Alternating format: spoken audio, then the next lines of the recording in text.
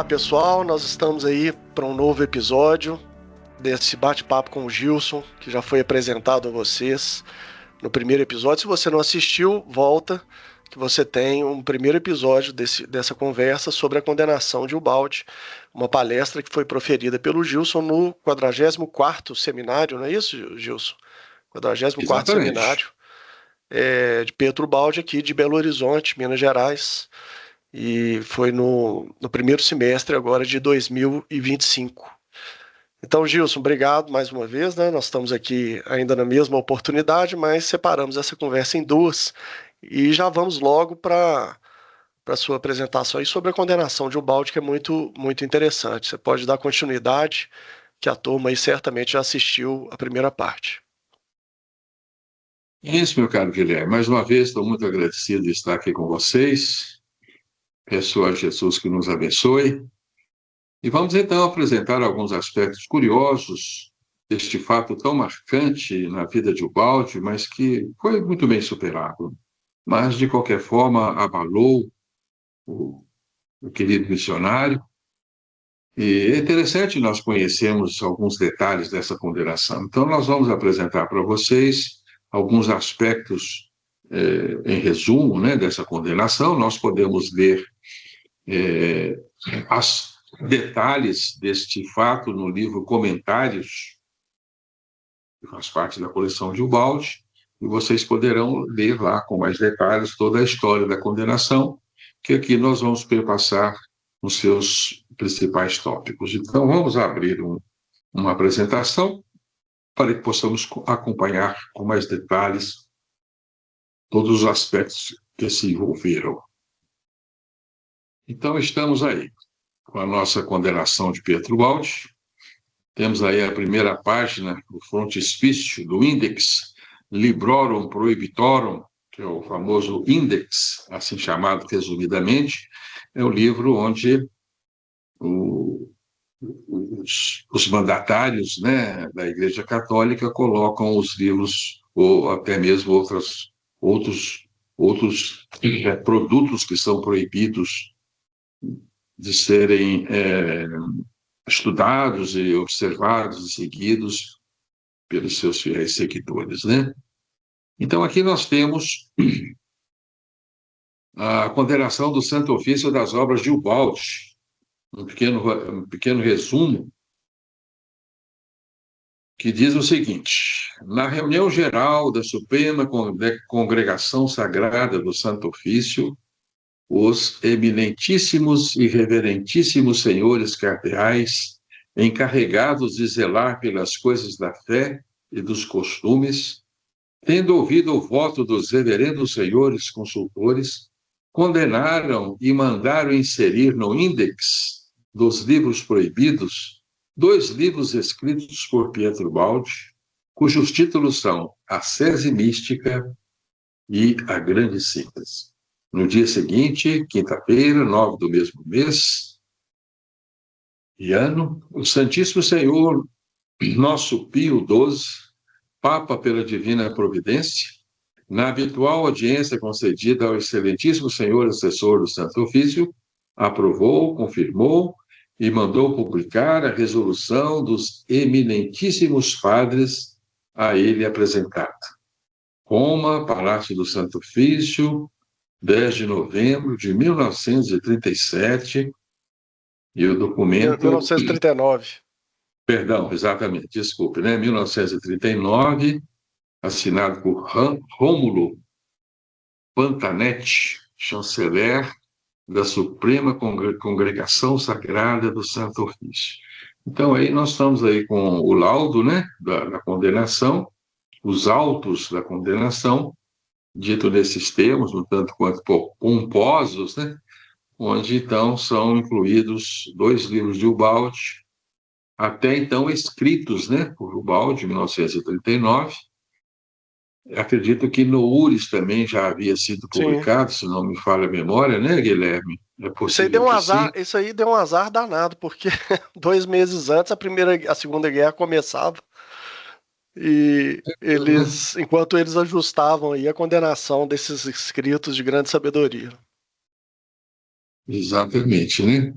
Mas vamos entender um pouco o que se trata, né? Aqui nós temos uma foto mais ou menos da época, eu queria uma foto de 1939, mas não encontrei, e temos aí a de 32, quando o Baldi começa a escrever a Grande Síntese, e ele contava com, acho que 45 anos, se não me falha a memória e os cálculos, né? Mas em torno de 40 anos, né? Ele de 1886 para 32, já fez a conta aí, Guilherme?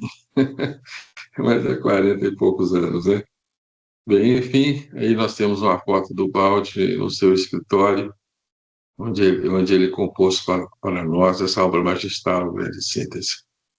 Então, vamos lá. Quais foram os pontos principais levantados que levaram a, a condenação da obra de Ubaldi? Então, nós vamos ler para vocês trechos da carta do bispo de Gubbio, lembrando a vocês que nessa época o Ubaldi residia exatamente em Gubbio, onde ele trabalhava como professor ginasiano de inglês e morava ali, afastado de sua família, né?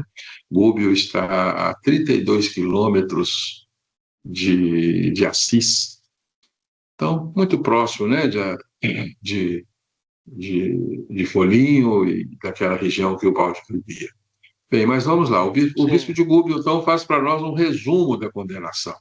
Ele faz uma relação das proposições contidas na obra Ubaldi, né, sobretudo na Grande Síntese, e que contrariavam o dogma católico. Então, primeiro, ele condena a obra de Ubaldi de panteísmo evolucionista. E diz o seguinte: o conceito de um Deus que é a criação é uma heresia, porque, naturalmente, né, o Ubaldi propõe para nós que não há maneira de se conceber uma criação fora de Deus. Então, a criação está incluída em Deus. Isso pressupunha para o catolicismo uma heresia, porque o catolicismo só vê o Deus monoteísta, o Deus transcendente, o Deus que está além da criação. E ele não admite um Deus inserido na criação. Lembramos a vocês que o monismo baldiano é exatamente a soma dos dois conceitos, né? O Deus que transcende e o Deus imanente na Imanente. criação são um só. É porque cria uma cilada filosófica, que a gente não é o nosso tema aqui da conversa, mas é uma cilada difícil de sair, né, Gilson? Porque se algo está fora de Deus, É impossível, não é o significa que paradoxo Deus não engloba tudo, né? Ou seja, isso, não o paradoxo monoteísta, né? monoteísta. Se Deus não é a criação está fora de Deus, mas como pode existir algo fora de Deus? Se Deus engloba tudo que existe, né?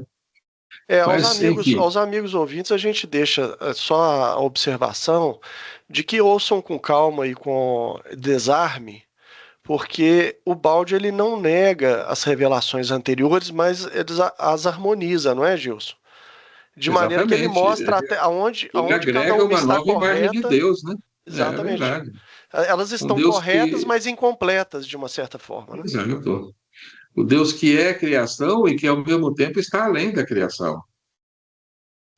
Porque senão nós teríamos que negar a existência do Deus em nós. E Deus está presente em Sim. nós.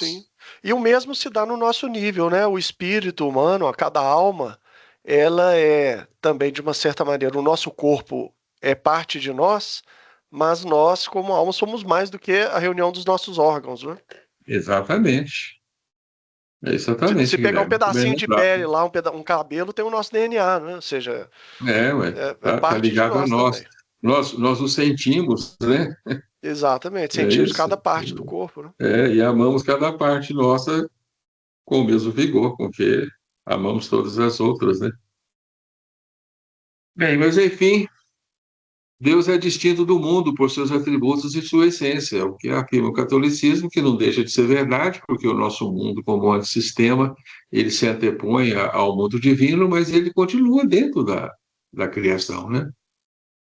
A afirmação monista de que tudo é Deus é panteísta, então mal entendido da igreja, né? Que o monismo ele não se iguala ao panteísmo. O monismo é a exata soma do monoteísmo com o panteísmo. O monoteísmo apregou o Deus fora da criação.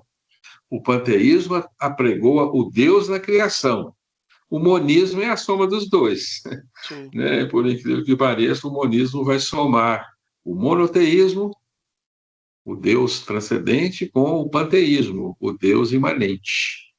É, tem São uma, as tem duas faces, são uma, as duas faces do divino, né? tem uma frase que eu gosto muito, que é oriental, que fala: só Deus é capaz de criar a perfeição de infinitas formas diferentes.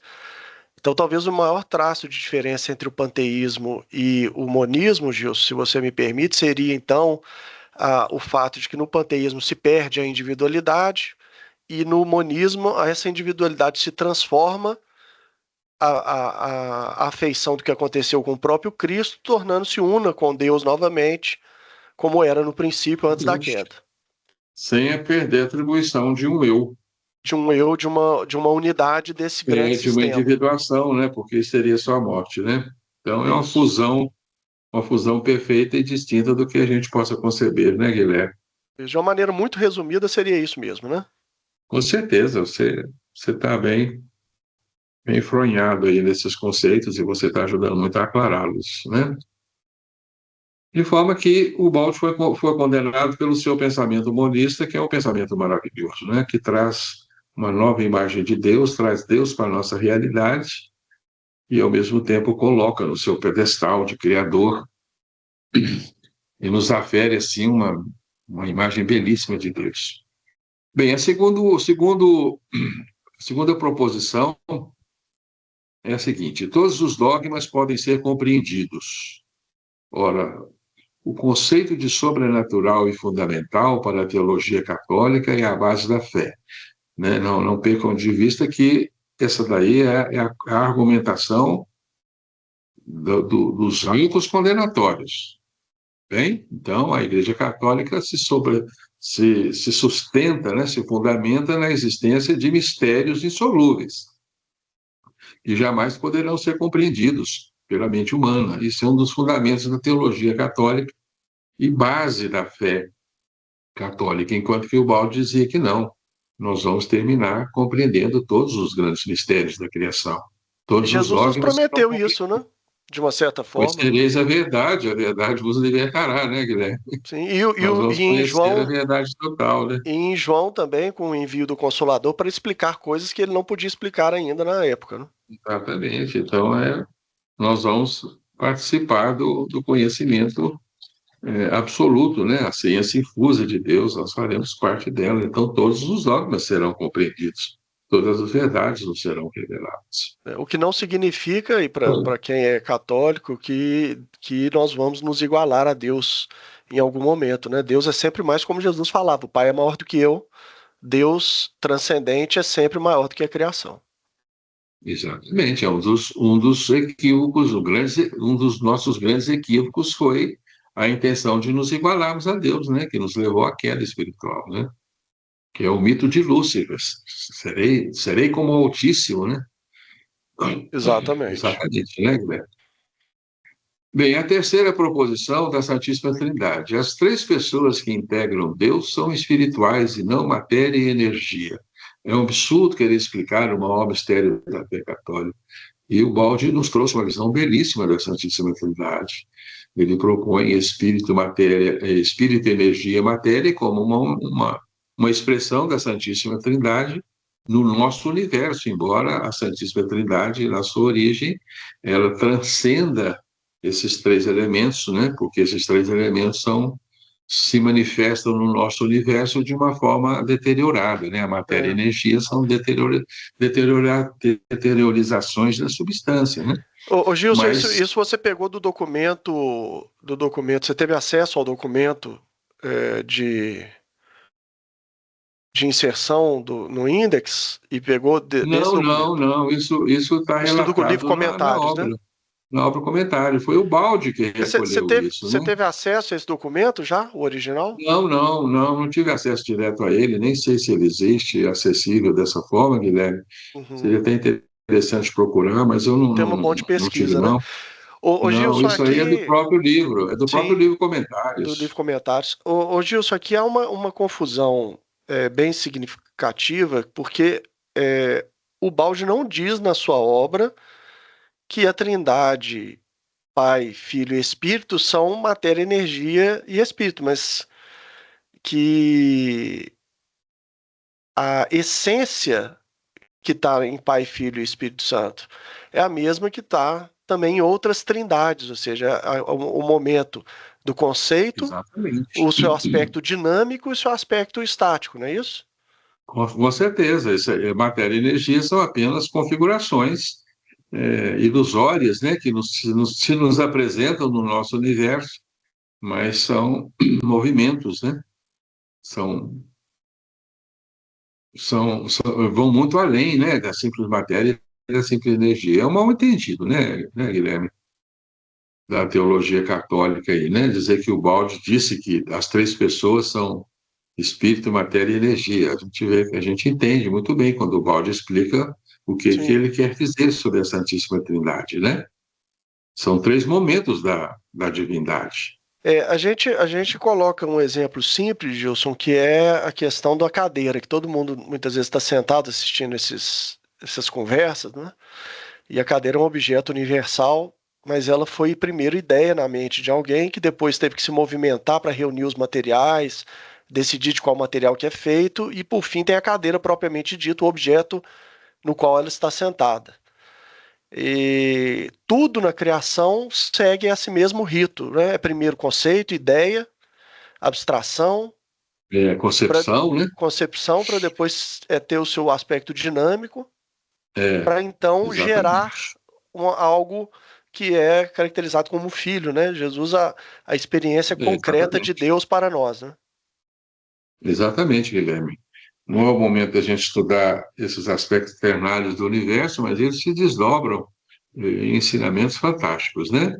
Tem um episódio da série, se não me engano, Ouvidos ao Mistério, em que nós falamos sobre a Trindade e analisamos o filme A Cabana. Que E bacana, a não gente fala conheço. bastante sobre a Trindade nesse episódio. Para quem quiser, é só Uhum. procurar. Então vamos adiante, Gilson. Vamos adiante aí com a quarta proposição. Todas as religiões nos aproximam de Deus. É uma aferição de um balde, e concordamos. Mas a doutrina católica ensina que é só uma a verdadeira religião, a cristã católica revelada por Deus Cristo aos homens. Bem, uma aferição tanto quanto exclusivista, né, do catolicismo e pretensiosa também, né, de que é o único caminho que leva a Deus. Então, se ela está fixada nessa proposição, ela vai negar tudo que a contraria, naturalmente, né, Guilherme? Sim. Ô, Forma Gilson, que isso tem um ponto interessante que é o seguinte: o esfacelamento da unidade da igreja, ela gera problemas também para nós, que nós vemos hoje em dia, por exemplo, o protestantismo, ele tem na sua genética aquela divisão original de Lutero, e ela se divide e continua se dividindo até hoje. Parece que é um mal que persegue o deu uma protestantismo, fragmentação, né, essa, que essa estamos fragmentação, né? condenados, né, a Torre de Ex- Babel, né, Guilherme? Exatamente, mas a gente considera, assim, observando, que de uma certa maneira o catolicismo também fez uma divisão, querendo ou não, com o judaísmo, né? Jesus era judeu, veio dentro, no seio do judaísmo, e, no entanto, aqueles que se tornaram futuramente os católicos não conseguiram manter aquela unidade total e harmoniosa com o judaísmo, né? A gente percebe já essa dissensão naquele episódio bem narrado no livro Paulo e Estevão, em que Tiago e Paulo debatem sobre a inclusão ou não dos gentios, né? Ou seja, isso também prova e mostra que tanto as ordens da igreja, aquelas que conseguiram se harmonizar, se tornaram ordens dentro da igreja, as que não conseguiram se tornaram dissensões ou heresias e passaram a ser combatidas. Então a gente vê o movimento dessa maneira mais ampla, não é, Gilson? Com certeza, Guilherme. Isso mesmo, né? Bem, vamos em frente. O balde nos afirma, né? A alma não é criada a partir do nada, mas de Deus, por isso é eterna. E aprendemos de Ubaldi, né, que a alma é feita de substância divina, que é uma substância incriada, né? E a igreja tem outra postura, considera isso absurdo, né? Pois a alma não é parte de Deus e não é eterna, justamente por ser criada. A igreja admite que a alma se cria no momento da concepção carnal humana, né? Então, ela não vai aceitar essa proposta de Ubaldi, de que a alma foi gerada em Deus, o espírito foi gerado no seio divino, né? Portanto, ele é eterno, ele é imortal, exatamente por isso, né? Mas a igreja não alcança essa afirmativa, né?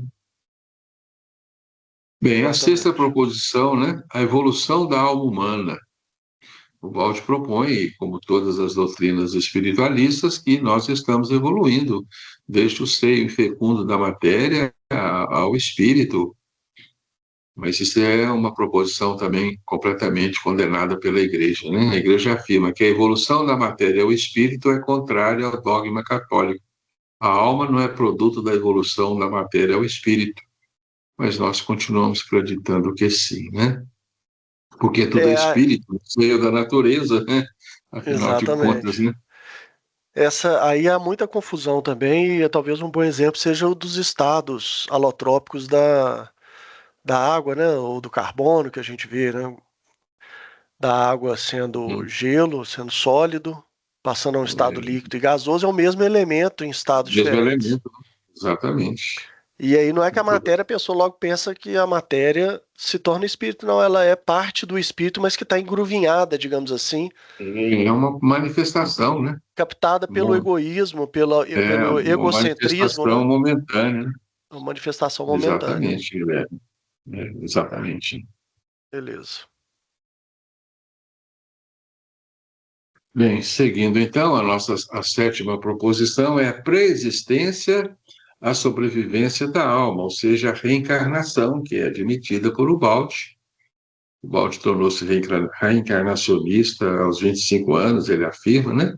Quando conheceu o Livro dos Espíritos, mas, naturalmente, não pode ser aceita pela doutrina católica. E assim diz, né? É uma afirmação insustentável, inconciliável com a doutrina católica. As almas, as almas daquele que, depois de terem recebido o santo batismo, não incorreram em nenhuma mancha de pecado, estão limpas e são recebidas imediatamente no céu, ou seja, sem o processo evolutivo, sem necessidade de reencarnarem. Esse ensinamento nega a encarnação, né? Dizendo aí que as almas que receberam o batismo e depois não incorreram em mancha de pecado são imediatamente recebidas no céu. As almas daqueles, porém, que morrem em pecado ou só com o original, ou seja, não foram batizadas, descem imediatamente ao inferno, não reencarnam e não tem mais salvação para elas. É uma doutrina terrível, né, Guilherme? Uma doutrina que nega a piedade, a misericórdia, o amor de Deus, né? É, eu creio que Enfim, seja uma etapa, né? Uma etapa que eles estão, mas eu acredito já que deveria ser superada, né? a verdade vai forçando pouco a pouco a sua, É verdade, vai sim. se O impondo medieval pouco a pouco. precisava dessa crença, ele precisava temer o inferno eterno, né? Sim. Para É, eu coibir os brinco que o seus inferno, excessos, né? eu brinco que o inferno é eterno, mas não a permanência nele, né, Gilson? É verdade. É Mas como, é o como, próprio Cristo.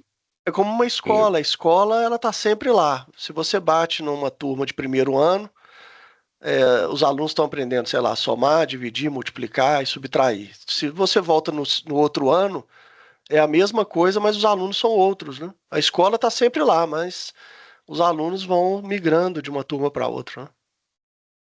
é verdade. Se bem que o Cristo nos falou, né? As portas do inferno não prevalecerão, né? Você acha assim, por exemplo, Final, o antissistema será totalmente absorvido pelo sistema, né? exatamente, ele é eterno porque ele acaba com o tempo, né? É eterno Enquanto dura o tempo, né? enquanto dura o tempo, isso aí. É isso mesmo. O inferno, de uma certa maneira, já é a própria queda, né? Já é o ambiente da matéria, já é o inferno. E E nós, realmente, ô Gilson, se a gente vai em alguns lugares hoje no mundo, muitas vezes próximos de nós, e é um verdadeiro inferno mesmo, literalmente, né? com As pessoas às certeza, é. vezes são submetidas a vidas, né? Uma vida de décadas de abuso, de sofrimento, em alguns lugares de guerra, de carência, de doença, enfim. Né? Não precisa, A própria, não precisa ser é, pior do que já é, não. Já tem não muito. precisa ir tão longe, né? A própria seleção natural é um regime infernal de vida, né? Exatamente, a gente Um obriga. ser para viver precisa matar o outro, comer o outro, né? Isso. É um regime de guerra, de lutas, isso é infernal, né? Nos mantém. Aí, assim, a gente não é o tema da nossa conversa, mas o pessoal que quiser seguir adiante vai ver que muitas coisas se explicam mais facilmente através dessa visão. E se elas se explicam mais facilmente através dessa visão e não negam a visão anterior, porque nada em um balde, ô Gilson, é de fato contrário ao essencial da doutrina cristã, católica ou protestante, ou qualquer que seja. Nos pontos principais, ela é totalmente aderente, mas em alguns detalhes que geram consequências filosóficas mais complicadas, ela esclarece e Exatamente. né, torna mais transparente, E compreensível. são questões de interpretação, né, Guilherme? É uma forma de se interpretar a doutrina cristã, né?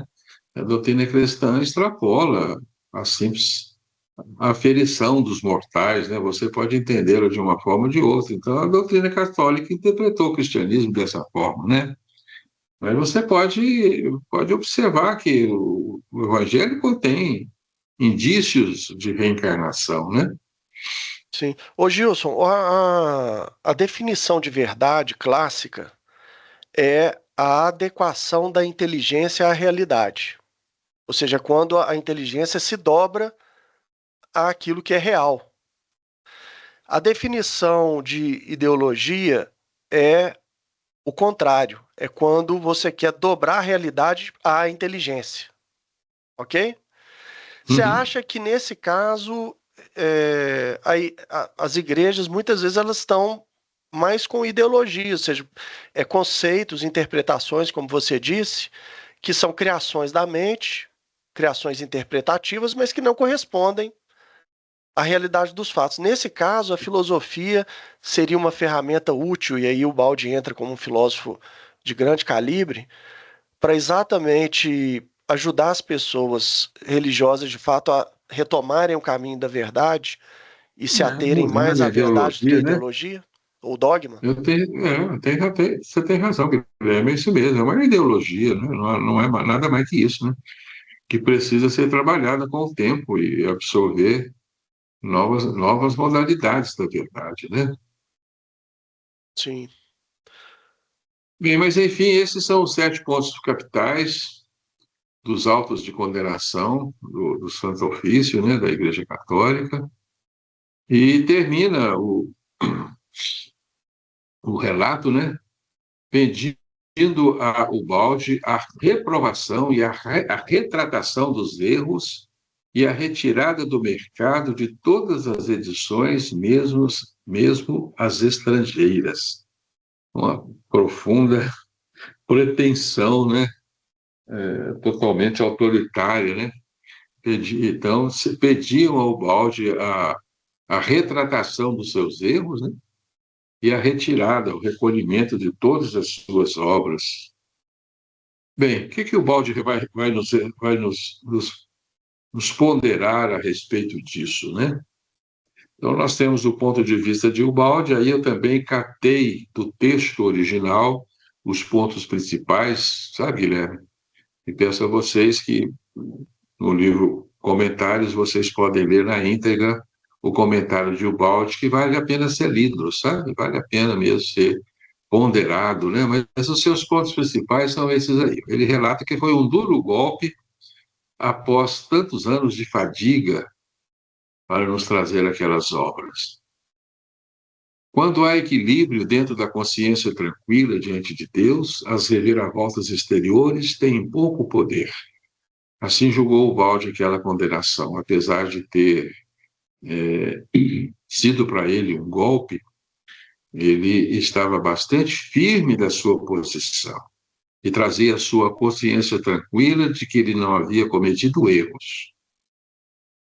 É preciso perdoar. Perdoar por quê?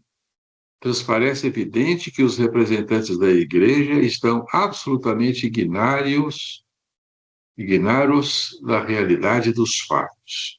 Então, Balde perdoou porque ele observou que se tratava de uma ignorância, de uma falta de conhecimento daqueles pensadores cristãos, né?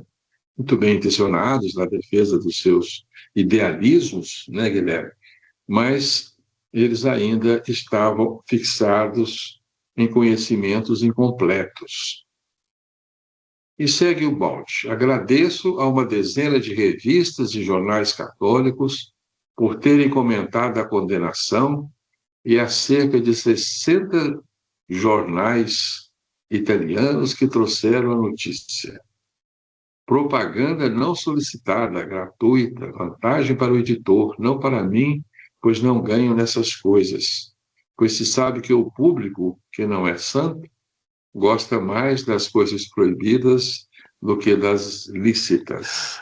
Ai, Então aconteceu o que ai. aconteceu com o Espiritismo, né, do Alto de Sim. Barcelona, chama a atenção do povo, e o povo vai ver o que se trata, né, Guilherme? É a lei trabalhando a serviço da nossa evolução, né? E a condenação acaba resultando, então, num chamamento de atenção e num revigoramento para que aquelas verdades possam seguir os seus caminhos, né? O que você dizia? Interrompi I- você, Guilherme. Isso aí. Não, não. Tô rindo aqui da situação de Ubaldi, da capacidade dele de analisar a realidade, né? Ele até agradece, né, pela É, propaganda gratuita, não essa, solicitada, né? essa realidade ela se estende a todos, né? Os homens, mesmo os reverendíssimos representantes da igreja que analisaram a obra, muitas vezes gostam mais das coisas ilícitas, proibidas, do que das lícitas, né? Sem Exatamente, é na tentação, natureza humana, né? ele mostra ali a natureza humana, né? E como as pessoas, É, a natureza aí dele. buscando o ilícito, vão acabar encontrando a verdade. É isso É uma aí. ironia elegante que ele fez, né? Exatamente. São os atrativos, né? Que a E vida. tem na Bíblia, eu acho que é mostrando exatamente isso, né? Que a luz está entre nós, mas nós preferimos as trevas, né? Como Jesus que esteve entre os judeus e eles não o reconheceram. E assim é, todas as extensões de luzes que o Cristo manda à Terra normalmente não são reconhecidas de imediato, né? Quantos, você citou alguns, não é, Gilson, eminentes que foram condenados. Mas você imagina quantos anônimos não sofreram nas mãos de uma comunidade quando estavam lá representando o ideal espiritual? Muitos santos, conhecidos, e muitos anônimos, muitos mais anônimos do que conhecidos, né? Então Verdade, isso Guilherme. é natural. Todos eles estão trabalhando em prol da nossa evolução, né?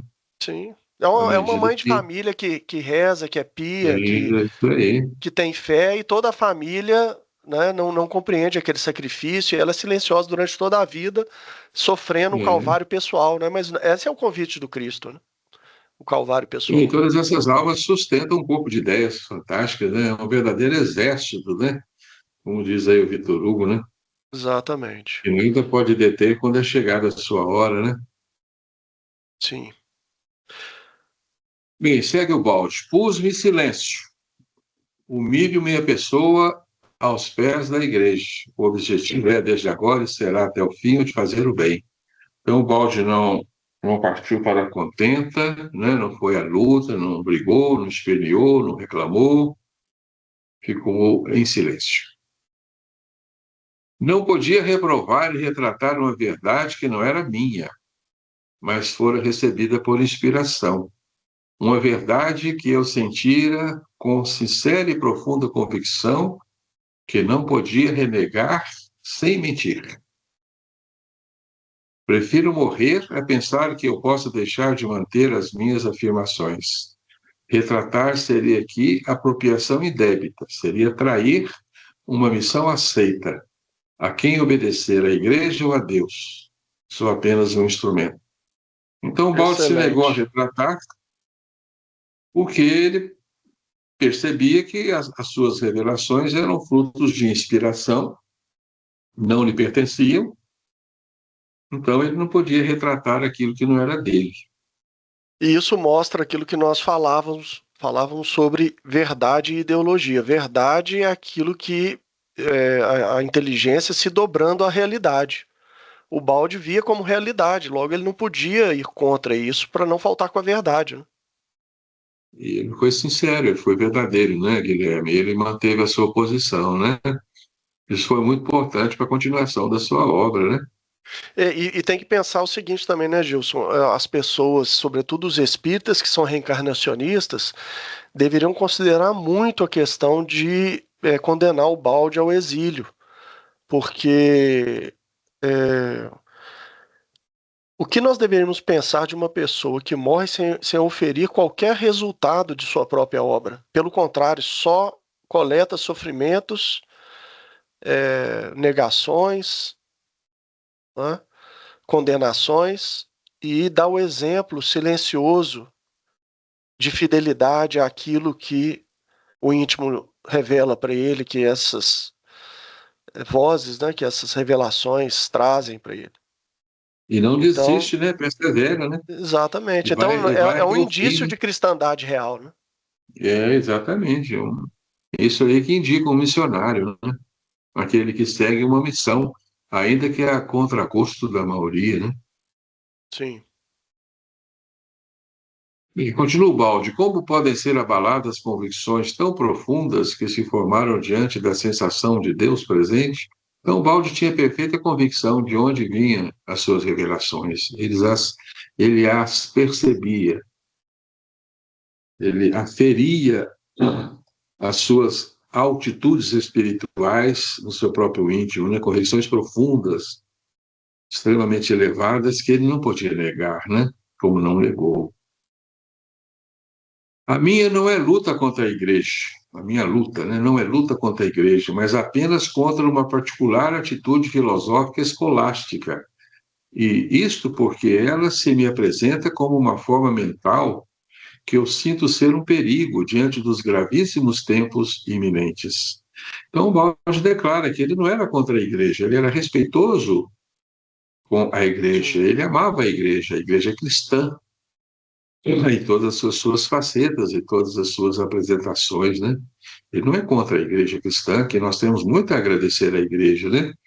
Ela nos trouxe o evangelho, queiramos ou não, apesar de todos os seus percalços e seus grandes equívocos, ela defendeu com unhas e dentes, né, a palavra do Cristo e nos permitiu hoje ter a palavra do Cristo. Se não fosse a igreja, nós não teríamos o evangelho, né?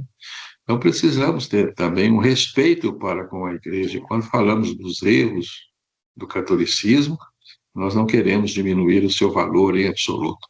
E aí o Baldi explica muito bem, né? Ele não é contra a igreja, mas por uma particular interpretação, uma É, atitude filosófica escolástica, né? Oriunda aí de São sim. Tomás de Aquino, né? Uma E forma de se tanto, interpretar, não é mais que isso, né?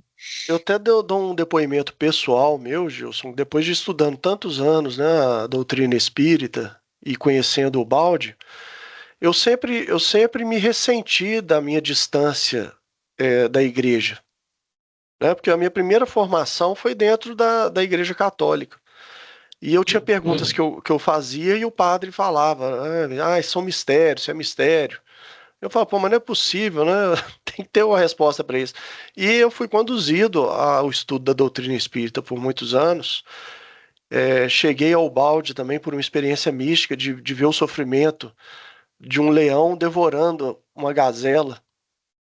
E eu falei, gente, tem que ter uma explicação para isso, não é possível, né? E eu vi o meu pai chorando uma vez, lendo o livro que o Maurício Roscoe tinha dado para ele, A Grande Síntese, e falei, que livro que é esse? E ali as portas de um entendimento novo se abriram e eu consegui compreender um pouco mais adiante. E nasceu no meu espírito recentemente, Gilson, um desejo de retornar à igreja. E eu tenho frequentado, fiz o rosário lá com o Frei Gilson, né? Não sei se você sabe, o Frei Gilson reúne 1.400.000 pessoas às 4 Eu horas já da ouvi manhã, falar do Frei Gilson, meu xará, já ouvi falar, sim. para orar, né? E aí eu É fui de estudar. madrugada, E né? De madrugada. naturalmente que eu não perco esse espírito de pesquisa, fui pesquisar a história do Rosário, entender e tenho aprendido coisas maravilhosas, né? E tenho visto, assim, tem me feito muito bem. De maneira que é o que você falou, não existe nenhuma condenação nossa em relação à igreja, pelo contrário, ela é digna do nosso respeito. E aí me veio uma metáfora, Gilson, que é do retorno à casa materna. Nós não voltamos à casa da nossa mãe, que muitas vezes ela entra na nossa vida, né, Gilson, dá palpite e quer entrar, né, ou faz comentários que a gente não gosta. Mas quem não gosta de estar em família, né? No jantar, no almoço em família. Então, a igreja é como a casa da nossa mãe, né? Ela nos acolhe, às vezes, com problemas, né, da própria idade, né? É teimosa em alguns aspectos, em algumas crenças, mas a gente não deixa de amá-la, né? Isso mesmo, com certeza, né, Guilherme?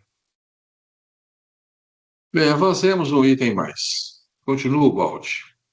As religiões, como os ciclos de vida humana, se cansam e se esgotam e ameaçam, após superar certa maturidade de pensamento e desenvolvimento, cair no fariseísmo, contra o qual justamente Jesus Cristo tanto lutou. No fim de cada ciclo evolutivo, a letra tende a substituir-se ao espírito e sobrevém a ameaça do farisaísmo. E o Baldi nos chama a atenção, né, para esse farisaísmo, né, que é o orgulho religioso, o orgulho doutrinário, né, a soberba de admitirmos que as nossas verdades são superiores a todas as demais. Isso São caracteriza definitivas. definitivas, imutáveis, né? Isso caracteriza o farisaísmo, né? E de forma que nós hoje estamos em plena era do farisaísmo, assistindo aí à maturidade de vários pensamentos religiosos que deveriam, né, como as vidas humanas, é, submeter-se a seus ciclos de renovações, porque as verdades também se esgotam e precisam ser renovadas periodicamente, né? Então nós caímos no farisaísmo quando nos colocamos na ferrenha defesa de verdades que precisam ser renovadas, precisam ser completadas, precisam ser vistas sob outros ângulos. Digamos assim, que as verdades relativas dos homens são substituídas para ceder a verdades cada vez mais próximas daquela Exatamente, nós universal, não é? estamos em evolução, não possuímos verdades absolutas, né, Guilherme? Isso. Temos que estar ciente disto, né? E a vida, na sua sabedoria, está sempre nos fornecendo essas oportunidades para renovarmos as nossas verdades. Mas nós somos recalcitrantes no farisaísmo, né? É. Nós gostamos de permanecer envaidecidos com as nossas sabedorias, com as nossas verdades, com as nossas doutrinas. Então a gente tem que tomar muito cuidado, né, Guilherme, para não cair no farisaísmo, né? Que é um grande Tem erro. uma. Tá me ocorrendo aqui agora, na verdade, ô Gilson, que o primeiro mandamento é amar a Deus sobre todas as coisas, ao próximo como a nós mesmos. A igreja deve ser amada, mas nunca mais do que Deus, do que a Deus, nunca mais do que ao próprio Cristo. Então, nós respeitamos muito a igreja, mas aquele que buscar a verdade em Cristo realmente e desejar e se interessar pela verdade, vai ter as revelações pessoais, porque Cristo é atuante, não é uma força viva. Ele vai trazendo as informações e vai sedimentando no espírito as verdades. É só ter tranquilidade. Agora, se nós amarmos mais aos dogmas, ou às nossas ideias, ou ao nosso conforto intelectual, do que a própria verdade, que é o Cristo e o Evangelho, e que é a manifestação de um Deus vivo nas nossas vidas, a gente muitas vezes vai cair nesse campo aí, né? Do farisaísmo. Com certeza, né? Por isso a gente precisa ter muito cuidado, né, Guilherme? Que a gente ouve muito falar, né, de pureza doutrinária dentro do espiritismo, né?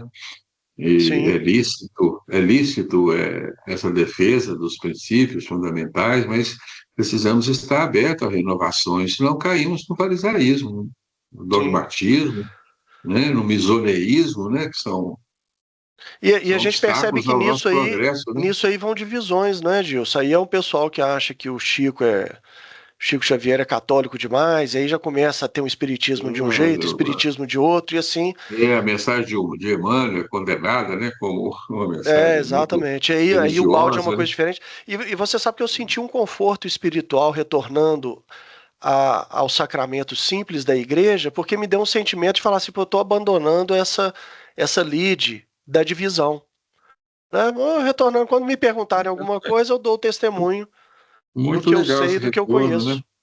Ô, Gilson, tem sido muito bom para mim. Eu tenho sido nutrido e tenho descoberto coisas místicas muito interessantes que estão, eu acho, ocultas para muitos dos participantes, porque às vezes eles vão amando mais o dogma e o ritual do que aquilo que o ritual revela. Então eu tenho pesquisado, eu li um livro que chama O Cordeiro, O Banquete do Cordeiro.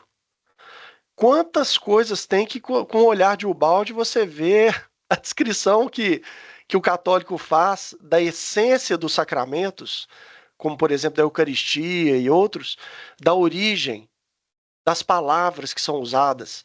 E conhecendo o balde, eu vejo um sentido muito maior. A gente experiencia isso quando a gente conhece o balde, de ver o tanto de coisa que tem na própria doutrina espírita, em Kardec, que a gente não compreendia totalmente, né? Você teve essa experiência também? Sim, com certeza, isso é muito importante, né, Guilherme? E eu tenho tido Eu, essa experiência também com é, os ritos católicos. Eu tenho visto com mais completando, profundidade.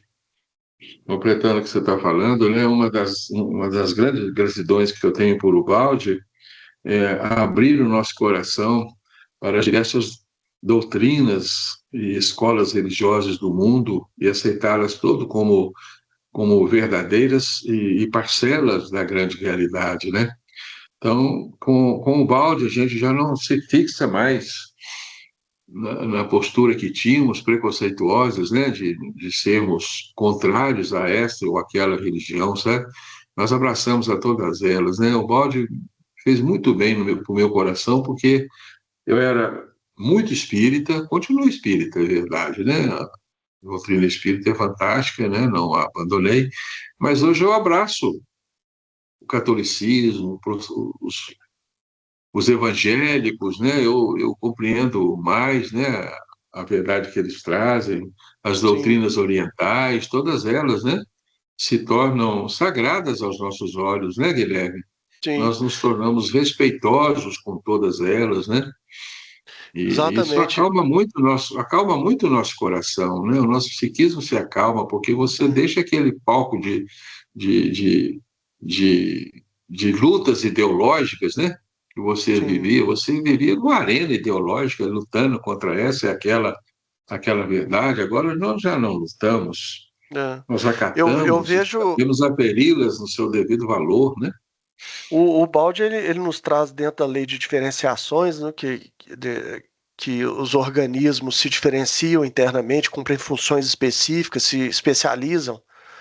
E eu percebo as igrejas dessa forma, sabe, Gilson? Como partes que cumprem certas funções para um certo psiquismo de grupo, atendendo como salas de aula passam determinadas matérias, né? Você tem salas de aula do primeiro ano, do segundo, cada uma para uma Verdade. mentalidade mais ou menos madura. É. Né? Para a gente não cair no relativismo total, eu acho que o que você está querendo dizer não substitui a ideia de que aquelas religiões que estão mais aderentes a uma verdade, mais próximas de uma verdade universal, elas vão ter mais estrutura, digamos assim, e outras com menos expressão da verdade vão ter papéis mais periféricos, como num organismo, como numa árvore que tem galhos mais grossos, troncos, galhos mais finos, gravetos, enfim. Seria mais Isso ou menos mesmo. essa ideia. É uma ideia bacana. E a gente respeita a posição de cada um, né, Guilherme? Nós Isso, abandonamos o nosso proselitismo, querendo convencer ninguém, né? Cada um exatamente. tem a sua posição evolutiva, cada um tem as verdades de que precisa para seguir os seus passos, só que outros precisam de outras verdades, né? Mas a gente fica mais respeitoso, né? Isso é muito bom, né, Guilherme? É, Acalma muito a sim, nossa alma, né? Apazigua o nosso interior, né? sem dúvida. Bem, mas enfim, o último tópico, né, que nós extraímos lá da dissertação de Ubaldi, né, do texto de Ubaldi, o 10º aí, né, portanto, nada a retratar. Dessa forma, o mal-entendido chega até o fim. Assim, Ubaldi põe um ponto final na questão, ele não se retratou publicamente, não havia nada a retratar, permaneceu no seu silêncio, seguiu a sua vida e cumpriu a sua missão, né? De forma que Apesar de inicialmente abalado, o Balde acolheu e conformou-se com a condenação e seguiu sua vida, cumprindo fielmente sua missão. Nosso querido Balde, então, ele soube muito bem superar esse pequeno atropelo, esse pequeno desgosto que o acometeu ainda na Itália, mas logo ele compreendeu a grandiosidade de seu trabalho, que ia muito além daquelas linhas condenatórias, né? Bem, Isso Guilherme, aí. estamos encerrando aí, sabe? Vou até Muito bom, tá parar no aqui. tempo certinho. Mas é isso. Pessoal, mais uma vez agradecer a vocês. Gilson, muito obrigado, viu, por mais esse tempo. A gente espera poder gravar mais vezes, mais oportunidades, falar do livro, da série é, Ciência do Espírito, né? Essa foi a última série, não é Medicina. Ah, você fala do meu trabalho? Sim, É Medicina do Espírito. Medicina do Espírito. A Ciência do Que é Espírito uma foi obra o livro anterior. Física do Espírito. Física do Espírito. É, são trabalhos baseados essencialmente em Humboldt, né? Uhum. Mas foi uma alegria estar aqui com você, Guilherme, e com todos vocês, né, que participam do podcast Humboldt. E será também uma renovada alegria retornar. Eu sempre que for convidado, eu atenderei com muito prazer, viu, Guilherme? Que Deus nos Maravilha, abençoe, obrigado. Um que abraço Deus aí nos para a ajude em Sônia. nossa caminhada, né? Paz e É isso alegria aí. para todos, viu? Obrigado, Gilson. Um grande abraço. Vou Um parar abraço já. também. Um abraço a todos.